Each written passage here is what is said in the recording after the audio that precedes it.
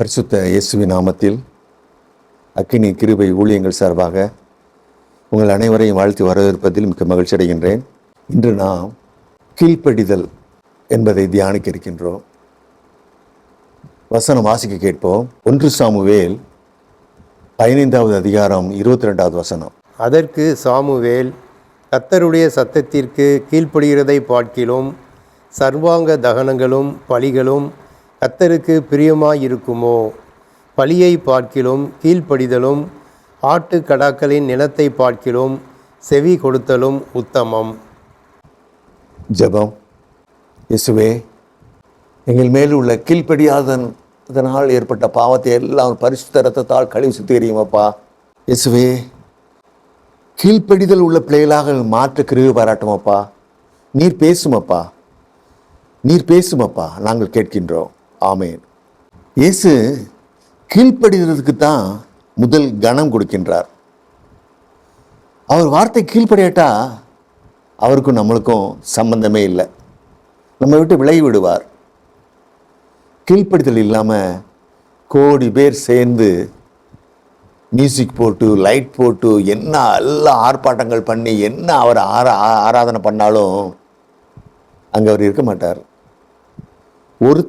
ஒரு ஆள் கீழ்ப்படிதல் உள்ளவனாக செய்யும் ஆராதனையில் அவர் உடன் இருப்பார். அவர் மதத்தை ஸ்தாபிக்க வரல. கீழ்ப்படிதல் உள்ள ஒவ்வொரு செங்கலாக எடுத்து தேவனுடைய ராஜ்யத்தை கட்ட வந்தார் அவர். அதனால்தான் சாமுவேல் சொல்றாரு, கர்த்தருடைய சத்தத்துக்கு கீழ்ப்படுகிறது போல சர்வாங்க தகனமும் பலிகளும் கர்த்தருக்கு பிரியமாக இருக்குமோன்னு சொல்றாரு. அடுத்த ஒரு வசனத்தை வாசிக்க கேட்போம். ஏசாயா தீர்க்கதரிசி எழுதின புஸ்தகம் 29வது அதிகாரம் 13வது வசனம்.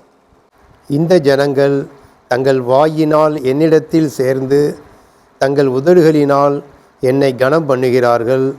அவர்கள் இருதயமோ எனக்கு தூரமாய் விலகி இருக்கிறது. அவர்கள் எனக்கு பயப்படுகிற பயம் மனுஷராலே போதிக்கப்பட்ட கற்பனையாயிருக்கிறது.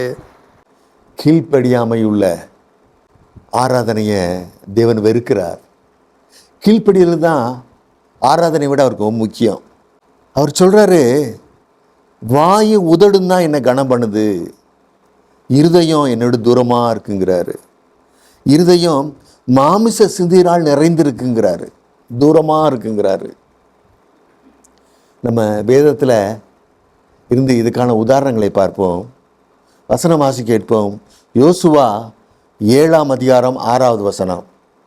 அப்பொழுது யோசுவா தன் வஸ்திரங்களை கிழித்து கொண்டு அவனும் இஸ்ரவேலின் மூப்பரும் சாயங்காலம் மட்டும் கர்த்தரின் பெட்டிக்கு முன்பாக தரையிலே முகங்குப்புற விழுந்து தங்கள் தலைகளின் மேல் புழுதியை போட்டுக்கொண்டு கிடந்தார்கள்.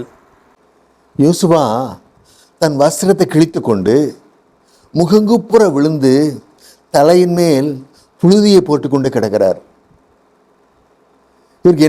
இவருக்கு ஏன் இந்த நிலைமை? என்னாச்சு இவருக்கு? இப்படி பரிதாபமாக அழுதுட்டு இருக்கார. இவர் யாரு? இவருக்கும் தேவனுக்கும் என்ன உறவு? தேவன் இவனுக்கு கொடுக்கும் வாக்குத்தத்தத்தை பாருங்கள். யோசுவா 1ஆம் அதிகாரம் 5-6 வசனங்கள். நீ உயிரோடு இருக்கும் நாளெல்லாம் ஒருவனும் உனக்கு முன்பாக எதிர்த்து நிற்பதில்லை. நான் மோசேயோடே இருந்தது போல உன்னோடும் இருப்பேன்.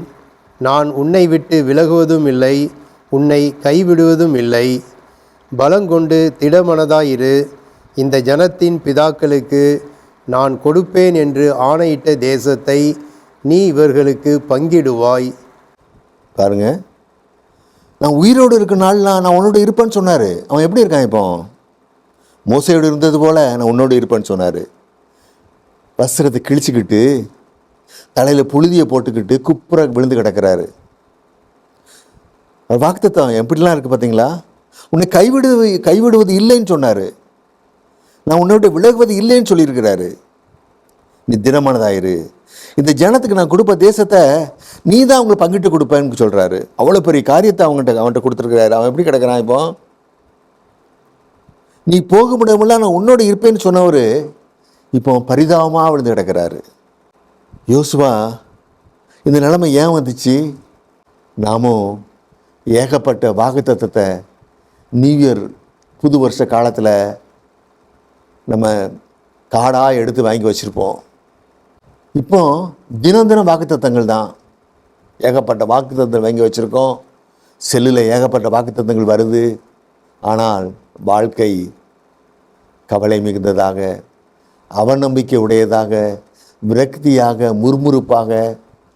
ஏன் இந்த வாக்குத்தத்தங்கள் கிரியை பண்ண மாட்டேங்குது? இதற்கு விடை காண போகின்றோம். முதலில் யோசுவாவுக்கு இந்த நிலைமைக்கு அந்த வாக்குத்தத்தங்கள் ஏன் யோசுவா கிரியை பண்ணவில்லை, ஏன் யோசுவா இந்த பரிதாப நிலைமையில் விழுந்து கிடக்கிறாரு அப்படிங்கிறத நான் பார்க்க போகிறோம். யோசுவா தேசத்தை சுதந்திரிக்க மக்களை வழிநடத்துகிறாரு. அவர் போறதுக்கு பெரிய தடையாக இருக்கிறது யோர்தான் நதி. செங்கடலை போல நதி இருக்குது. அந்த நதியை தாண்டனு தேவன் தண்ணீரை ஓடி வராமல் குவியலாக நிற்க வைத்து மக்களை வெட்டாந்திரத்தில் நடக்கிறது போல நடக்க வச்சு யோர்தானை தாண்ட வைக்கிறாரு. அடுத்து எரிகோவை பிடிக்கணும். அடைக்கப்பட்டிருக்க எரிகோ. கர்த்தர் எரிகோவை பிடிக்க வேண்டிய காரியத்தை செய்து கொண்டிருக்கிறார். ஆனால் அதுக்கு முன்னாடியே யோசுவா ஒற்றர்களை அனுப்பி எரிகோ என்ன கண்டிஷனில் இருக்குன்னு பார்க்க அனுப்புகிறாரு. அங்கே ராகாப் வேசிக்கிட்ட போய் அவங்க என்ன நிலைமைன்னு பார்க்குறாங்க. எரிகோ கோட்டை, பெரிய கோட்டை. அதில் தான் அந்த ராகாப் வேசி குடியிருக்கிறாப்புல. அவ்வளோ பெரிய கோட்டை. அந்த கோட்டையை உடைச்சி மக்கள் உள்ளே போகணும். அதுக்கு வேண்டிய காரியத்தை அவன் பார்க்க சொல்லியிருக்கிறாரு. ஆனால் தேவன் அவருக்கு அப்படி கஷ்டங்கள் எதுவுமே கொடுக்காம எரிகோவை 7 முறை எரிகோவை சுற்றி வர சொல்லி எரிகோவை கொடுத்துட்டாரு. யோசுவாவின் கீர்த்தி தேசமெங்கும் பரவிட்டு, ஆனால் அவர் அந்த எரிகோவை அவங்களுக்கு கொடுக்கறதுக்கு முன்னாடி ஒரு நிபந்தனை போட்டு கொடுக்குறாரு. அது என்னென்ன? எரிகோ சாபத்தீட்டானது. அதில் உள்ள எதையும் நீ எடுத்துடக்கூடாது. அதில் உள்ள எல்லாரையும் நீ உயிரோடு வைக்கக்கூடாது. வெள்ளியும் பொண்ணும் வெண்கலமும் எனது ஆலயத்தில் கொண்டு வந்து சேர்த்துறானு. இதான் அந்த நிபந்தனை. ஆனால் இஸ்ரவேல் புத்திரர் சாபத்தீட்டானதில் துரோகம் பண்ணிவிட்டார்கள். ஆகான்கிறவன் சாபத்தீட்டான சால்வையை தங்க பாத்திரத்தை எடுத்து வைத்து கொண்டான்.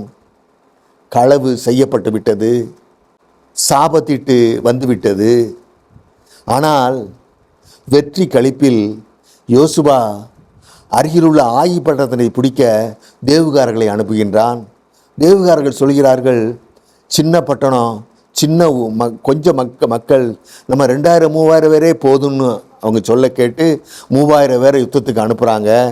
ஆனால் அங்கே நடக்கிறது வேறு விதமாக நடக்கிறது. இஸ்ரவேலர் முறியடிக்கப்படுகின்றார்கள். ஆயி மனுஷர் இஸ்ரவேலர் 36 பேரை வெட்டி போட்டார்கள். ஓட விட்டு அவர்களை விரட்டி வெட்டி போட்டார்கள். ஜனங்களின் இருதயம் கரைந்தது. யோசுவா கதறான். எதிரி கையில் ஒப்பு கொடுத்துட்டீங்களேன்னு சொல்லி கதறான். இதுக்காகவா யோர்தானை கடந்து எவ்வளோ பெரிய அற்புதம், யோர்தான் தண்ணியை குவிய வச்சு எங்களுக்கு கூட்டு வந்தேரு அப்படிங்கிறான். அதனால தான் விழுந்து கிடக்கிறாம, தலையில் தூசியை போட்டுக்கிட்டு விழுந்து கிடக்கிறான். இஸ்ரேல் மக்கள் சத்துருக்களுக்கு புறமுது காட்டு ஓடிட்டாங்களே, இதை நாங்கள் அடுத்து பிடிக்க போகிற கானான் மக்கள் பாப்பாங்க, இதை கேட்டு எங்களை எதிர்க்க துணிவாங்களே, எங்கள் மேலே உள்ள பயம் பேருமே அப்படின்னு அவன் கலங்குறான். உமது நாமம் நாங்கள் தான் உமது ஜனங்கள், நாங்கள் தோத்துட்டோன்னா உமது நாமத்துக்கு அது மகிமை இருக்காதேன்னு சொல்கிறான்.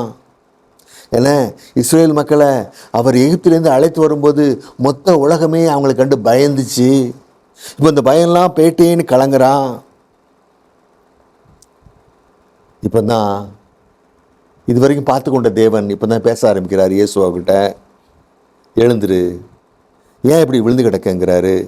அவன்கிட்ட சொல்கிறாரு, இஸ்ரேல் மக்கள் பாவம் செய்தார்கள், உடன்படிக்கையை மீறிட்டாங்க, சாபத்திட்டானதை எடுத்துக்கிட்டாங்க, களவு செய்துக்கிட்டாங்கங்கிறாரு.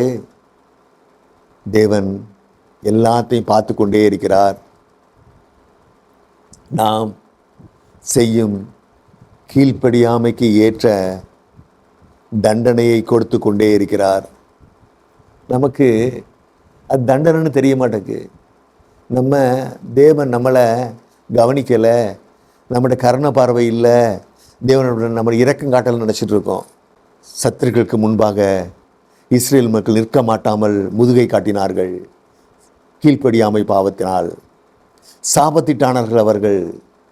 நாமோ அவருக்கு கீழ்ப்படியாட்டா, அவர் வார்த்தையின்படி வாழ்க்கையை அமைக்காட்டா நாமளும் சாபத்திட்டாயிருவோம்.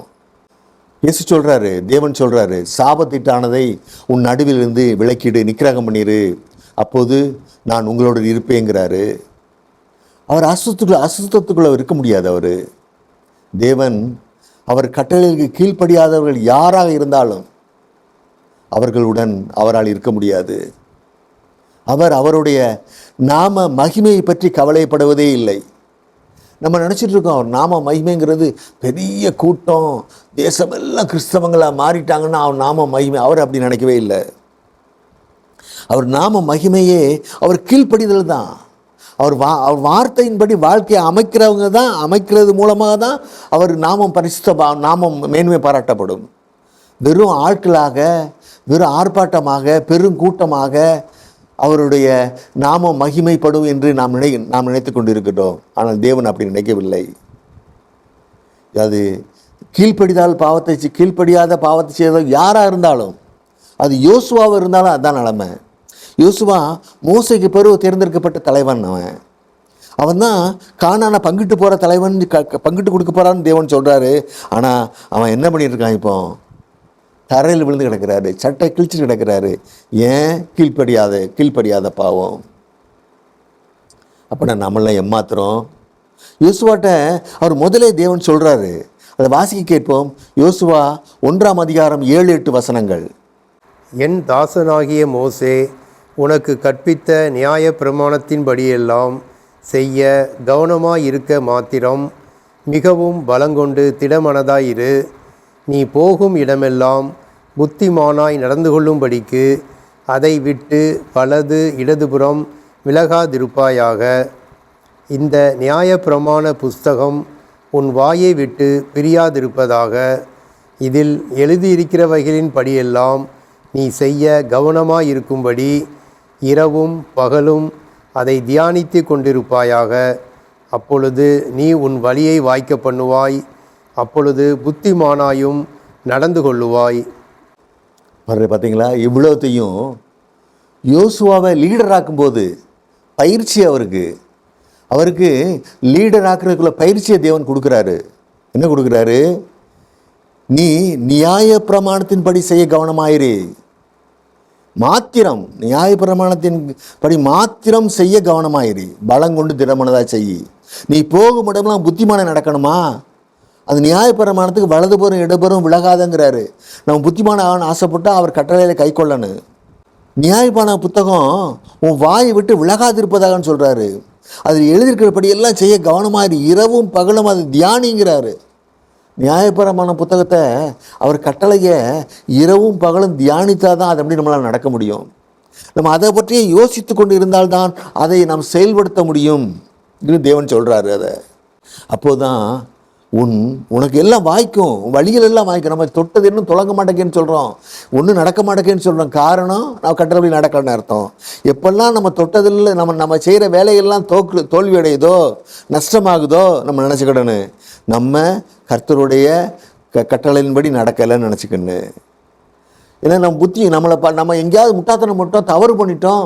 4 பேர் என்னப்பா இப்படி பேசிட்டேன்னு சொல்கிறாங்க, 4 பேர் இந்த காரியம் செஞ்சிருக்க வேண்டாமான்னு சொல்கிறாங்கன்னா, நம்ம முட்டாளாக நடந்துக்கிட்டோம்னா காரணம் நம்ம புத்திமானா இல்லை. எதுக்கு புத்திமானா இல்லை? அவர் கட்டளைப்படி நடக்கலன்னு அர்த்தம். தேவன் இதெல்லாம் யோசுவாகிட்ட ஆரம்பத்திலேயே சொல்லி தான் அவனை கொண்டு வராரு. இப்போது அதை சாபத்திட்டதுக்கு காரணமான அவனை கல்லெறிஞ்சு கொண்ட பிறகு தேவன் ஆலோசனை கொடுத்து ஆயி பட்டணத்தை அவர் திட்டத்துப்படி போய் மீண்டும் பிடித்து அவர்களுடைய இழந்த புகழை மீட்டு கொண்டார்கள். அடுத்து ஆதாம் ஏவாள் தடை செய்யப்பட்ட கனியை புசித்ததால் ஏதேன் தோட்டத்தை விட்டு விரட்டப்பட்டார்கள். வசனம் வாசிக்க கேட்போம். ஆதியாகமம் 2ஆம் அதிகாரம் 8வது வசனம். தேவனாகிய கர்த்தர் கிழக்கே ஏதேன் என்னும் ஒரு தோட்டத்தை உண்டாக்கி தாம் உருவாக்கின மனுஷனை அதிலே வைத்தார். ஏதேன் தேவன் தாம் உருவாக்கிய மனுஷனுக்காக உண்டாக்கிய தோட்டம். அதில் போய் ஆதாம ஏவாளையும் வாழ தேவன் ஏற்படுத்தினார். அவங்க ரெண்டு பேரும் வாழ்கிறதுக்காக ஒரு இடத்தை ஏற்படுத்தினார். அதுக்கு பேர் தான் ஏதேன். தோட்டத்தில் பார்வைக்கு அழகாகவும் புசிப்புக்கு நலமான விருட்சத்தெல்லாம் முளைக்க பண்ணார். தோட்டத்துக்கு தண்ணீர் வேணும்ல, அதுக்கு ஒரு நதியை உண்டாக்கிட்டாரு. எவ்வளோ பெரிய நதின்னா அந்த நதி 4 நதியாக பிரிஞ்சு தோட்டம் முழுதும் பாயுது. ஒரு நதி 4 நதி தோட்டத்துக்கு பாய்ஞ்சுன்னா அதுக்கு பேர் தோட்டமா? அது பேர் நாடு. ஏதேன்னு ஒரு பெரிய நாடு மாதிரி. அங்கே பொண்ணு இருக்குது, கோமைதகள்லாம் இருக்குது. தேவன் ஆதாமை தோட்டத்துக்கு அழைத்து வந்தார். எவ்வளோ பெரிய மேன்மை பாருங்கள். தேவன் அவனை கூட்டி வந்து இதெல்லாம் உனக்கு தம்பா, இங்கே இருந்துக்கோங்கிறாரு. ஆதாம் ராஜா மாதிரி. பெரிய நாடு ஏதேன். அவனுக்கு ராஜ வேலையும் கொடுக்கிறார். பண்படுத்தவும் காக்கவும் வைத்தார்.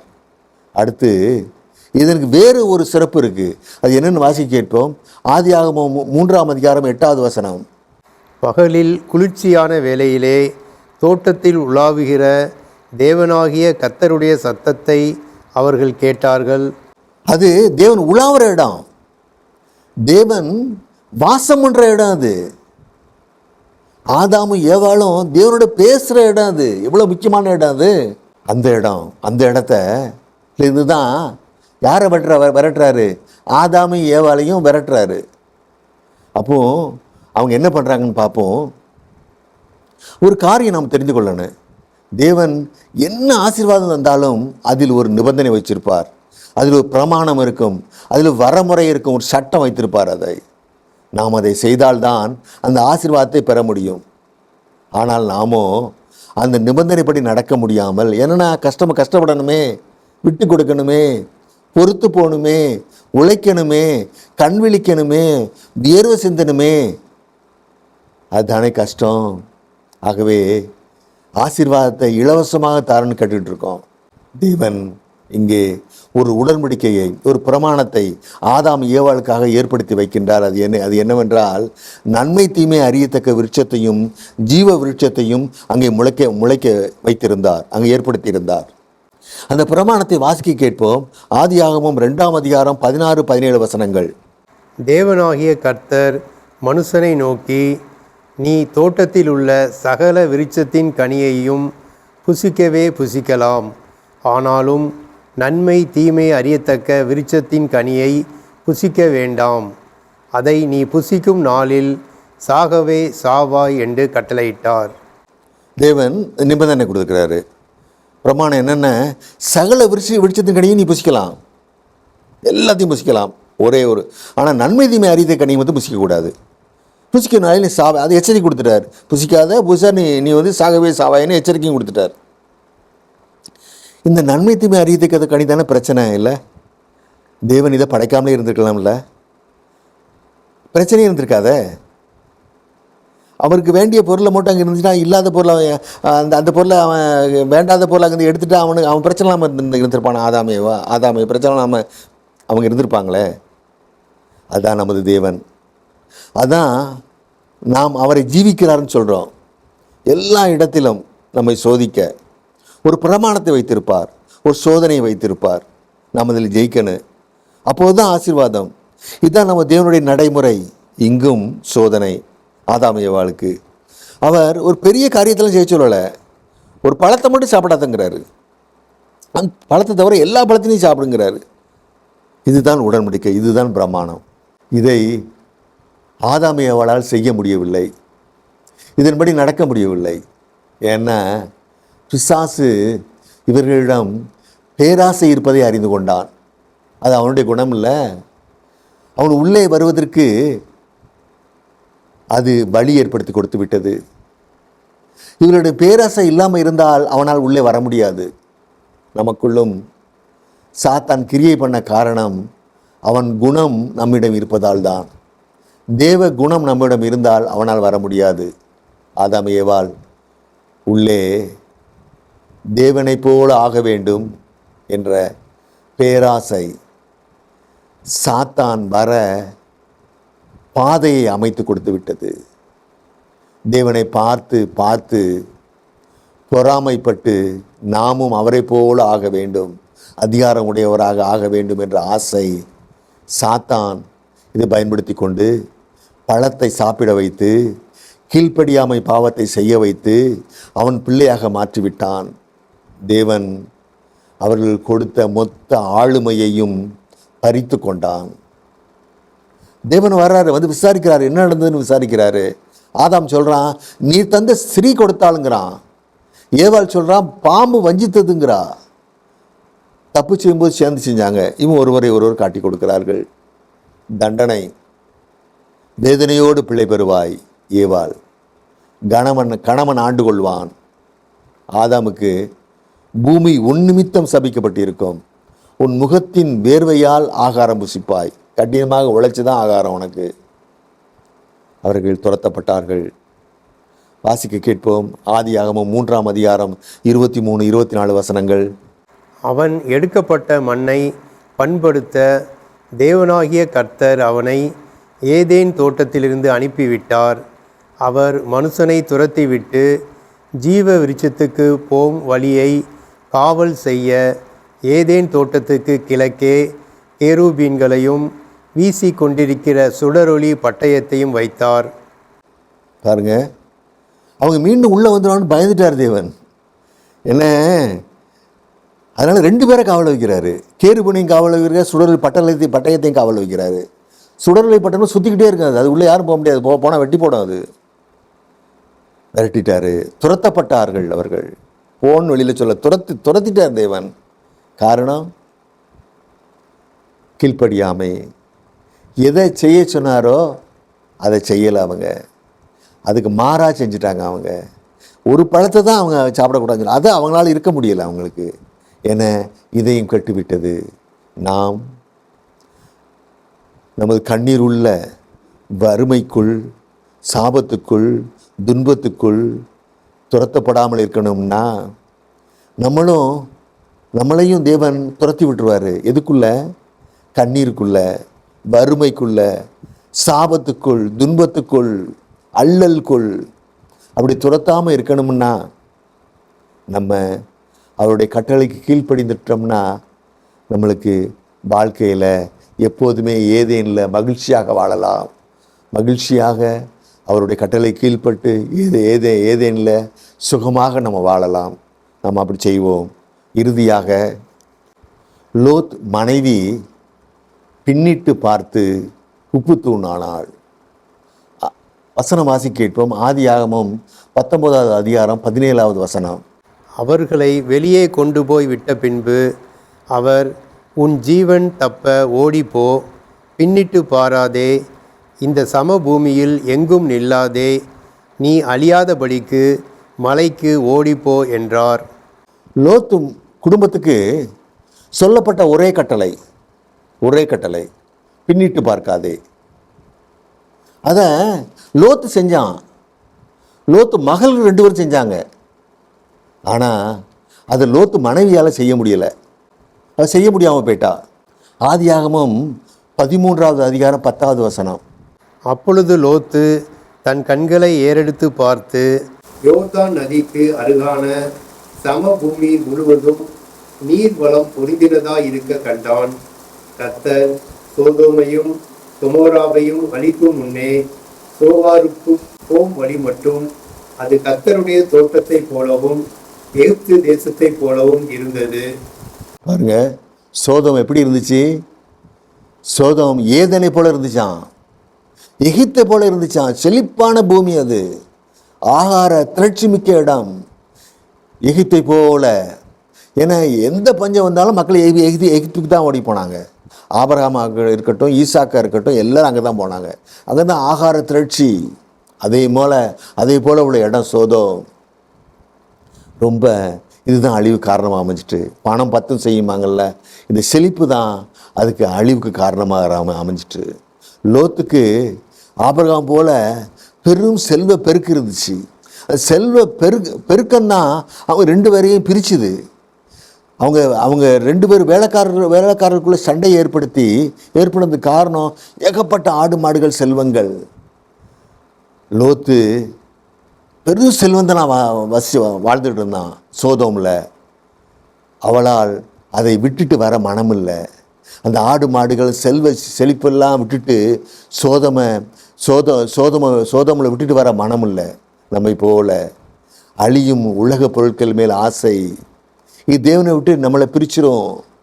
இஷ்டப்படி வாழ வச்சிரும். தவறுகள்லாம் பண்ணி பணத்தை பின்னாடி ஓட வச்சிரும். சாபங்கள் பாவங்கள் எல்லாம் சந்ததிக்கு ஏற்படுத்தி கொடுத்துரும். லோத்து அவன் மருமகன்கிட்ட போகிறான். இந்த பட்டணத்தை தேவன் அழிக்க போகிறாருன்னு சொல்கிறான். மருமகன் சொல்கிறான், லோத்தை பார்த்து பரியாசம் பண்ணுறான். இதே போல தான் லோத்து மனைவிக்கும் கர்த்தருடைய வார்த்தை மேல் விசுவாசம் இல்லை. அப்படி எப்படிலாம் நடக்காதுன்னு நினச்சாவா?